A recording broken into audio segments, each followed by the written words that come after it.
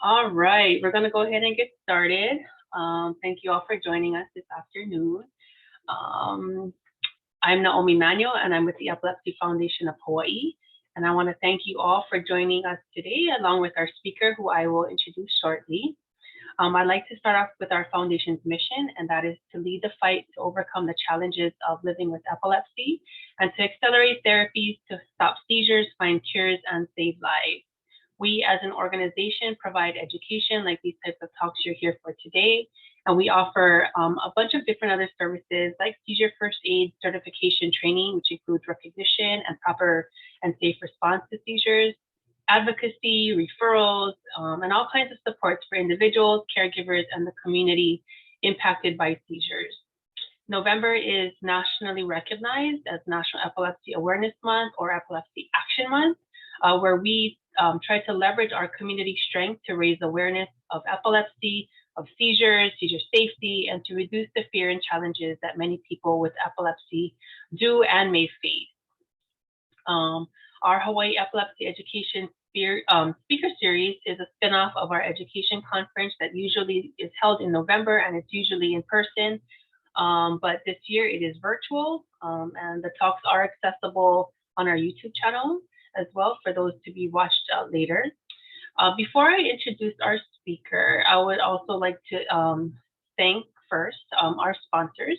That would be NeuroPace, LivaNova, ASI, Greenwich Biosciences, Ogenics, SK Life Science, and Medtronic for supporting this Hawaii Epilepsy Awareness Month Speaker Series. Their support really does assist us to get important and critical information and resources out to you, out to our community here in Hawaii and beyond as well. So today, I'd like to introduce our speaker, Janice Ishii. She is a native of Hilo, Hilo, Hawaii, of course, graduated with a bachelor's degree in psychology from the University of Hawaii at Hilo. She is currently pursuing her master's of social work degree from the University of Hawaii at Manoa. She's in the second year of this program. In the past, she has worked in the restaurant industry and has been a volunteer in the nonprofit sector. Janice's career aspiration is to gain more professional experience before earning her licensed clinical work, social work degree. As an MSW practicum student, she's with us, and she does a number of different things in the background during her practicum time with us, which is going to be, which has been since August, and it is going to go all the way to May. So she does a bunch of our back-end things on the newsletter. She prepares that. She's prepared this presentation here today, done a lot of research. She's been certified in seizure first aid, and she's been a real help and support to EFH and to myself in all of the different things that we try to deploy, not just during the Epilepsy Awareness Month, but just in everything that we do. So I thank her for preparing this presentation, for researching and to putting it together to get it out to our community. Okay, so Janice, you can share your screen. I unshared mine. Thank you, Naomi. Yeah, whenever you're ready, go ahead and get started. Okay.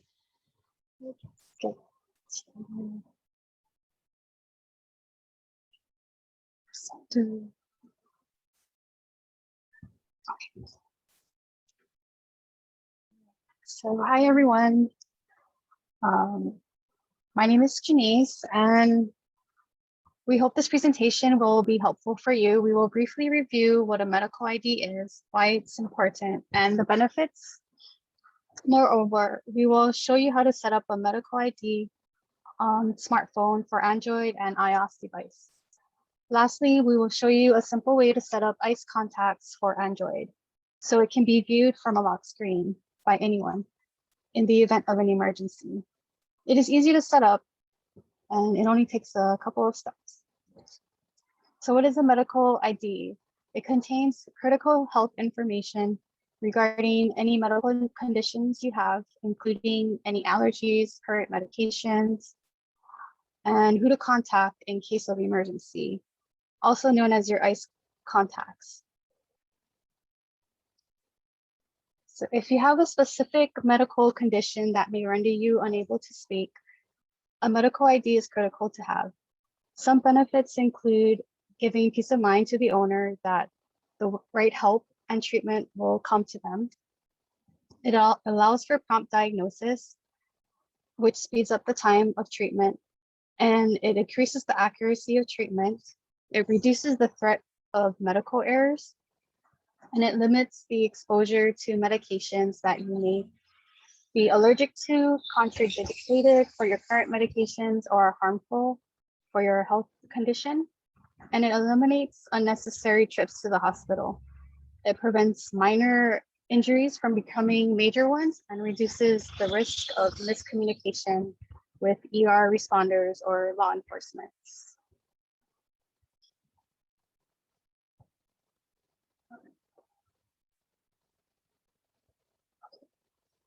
So here's an overview of a medical identifications.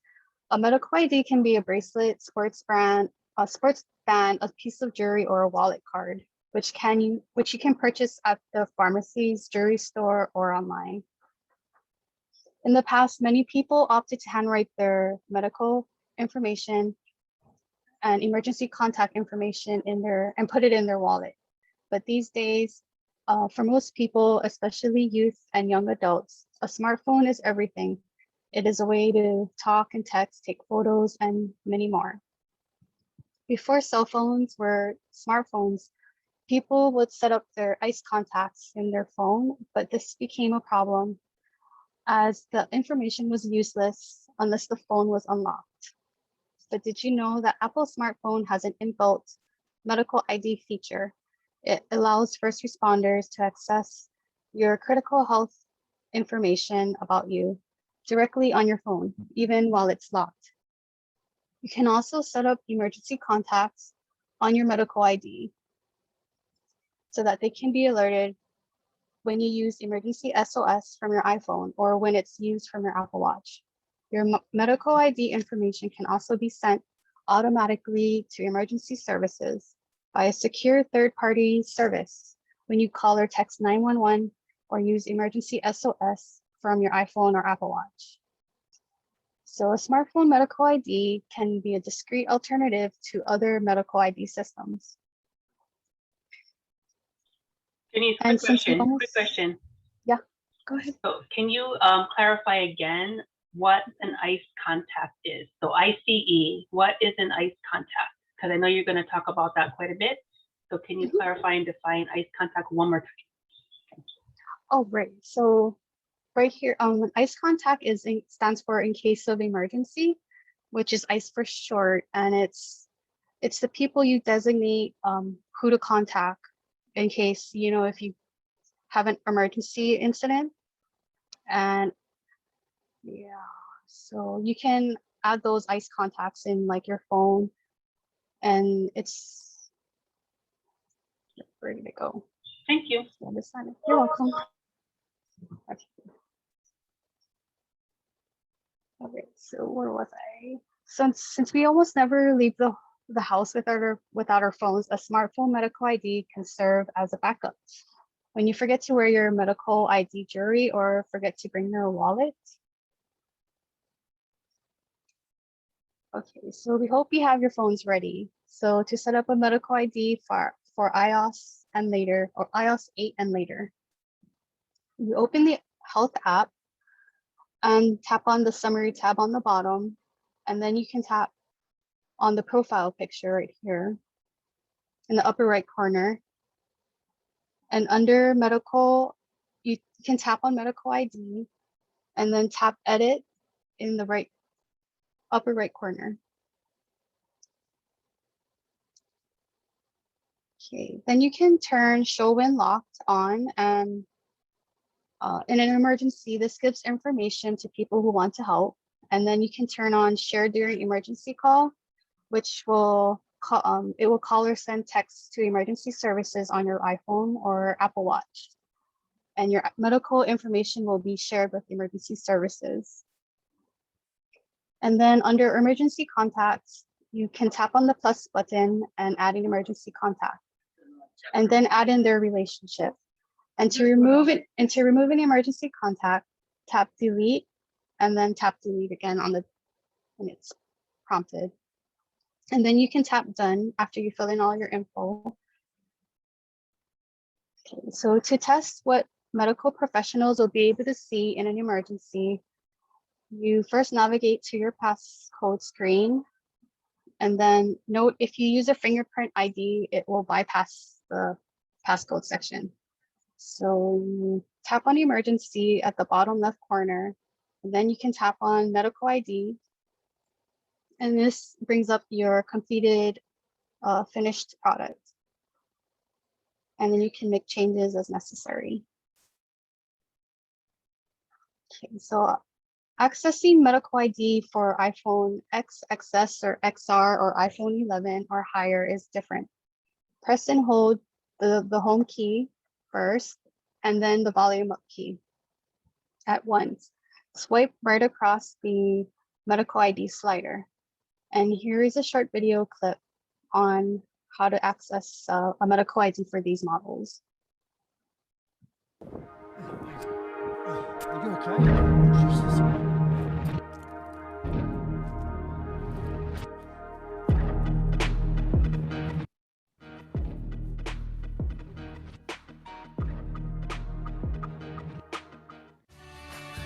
Okay, so as you just seen, there is a woman in the woods who is unconscious. A bystander notices her and runs to help her. He picks up her phone and accesses the medical ID on the iPhone.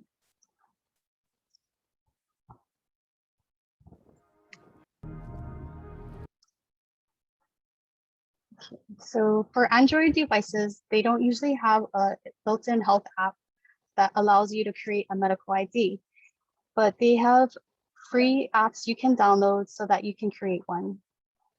So this tutorial will describe how to create a medical ID using the Medical ID Freemium Ice Contacts app.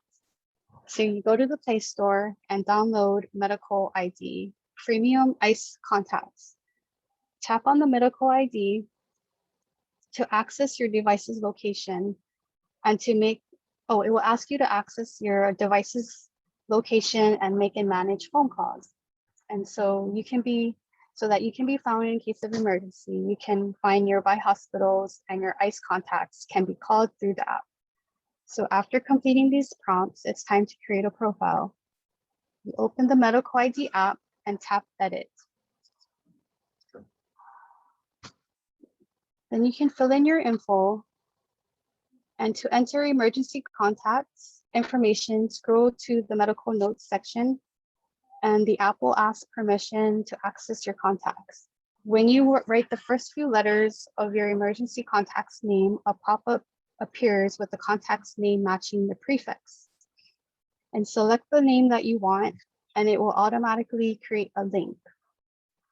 And anybody who accesses the medical ID can tap on the link to call the contact, your ICE contact, without unlocking your device. And then you can tap on the check mark in the upper right corner to finish your profile.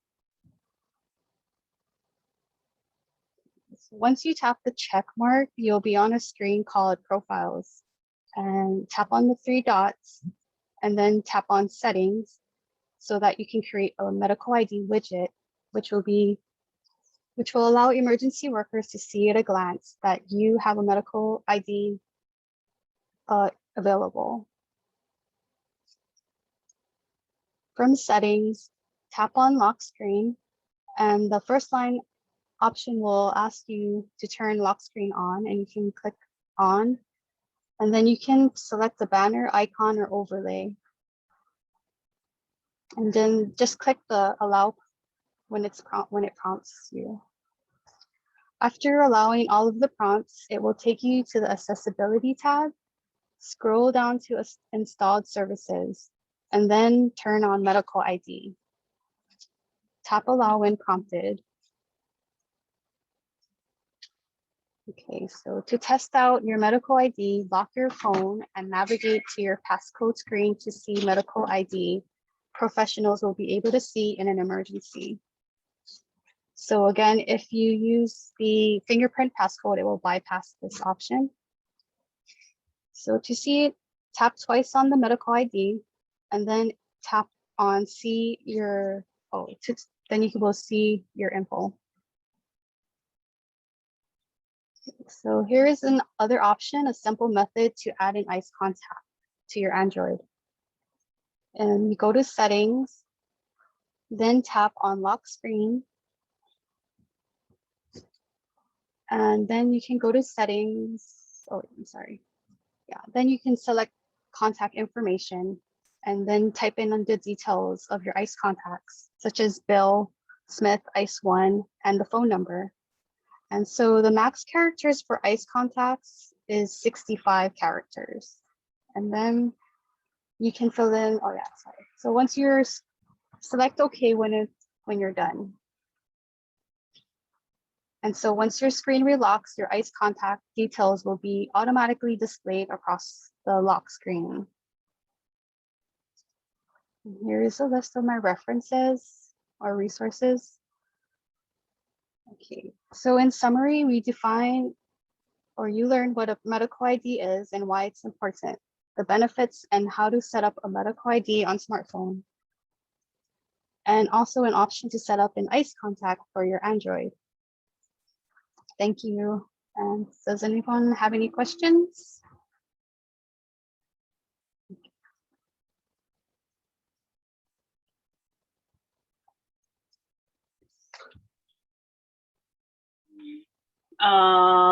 Any questions, anyone? I think, so let me just clarify. So there's two different types of phones, smartphones, correct? The iOS or Apple, and then there's the Android phone. So those are the two systems. So you are able to go over how to set up a medical ID, which is automatically installed in the iPhones, right? In the Heart app or the Health app. So you can't even delete that app if you want to. But the medical ID is in there. But then for the Android devices, you need to install it. So you have to go to the Play Store or whatever the app store on Android is, and then you need to download that, correct? Yes. Okay. Yes. Okay. Much. Any other questions? So we see in the chat, no questions. Thank you for the info. You're welcome. Someone had to run. Yeah. Okay, well, I think it was a very thorough tutorial on how to do those things. It wasn't a long one, and that's totally fine. But I think Janice did a real good job in researching this topic and getting this information gathered to people who may not even think about having a medical ID on a smartphone. Yeah, because it's not like it's popularly, that information is out there. So, yeah, I thank you for putting that all together, and we'll get that out to our community. So, thank you very much for that.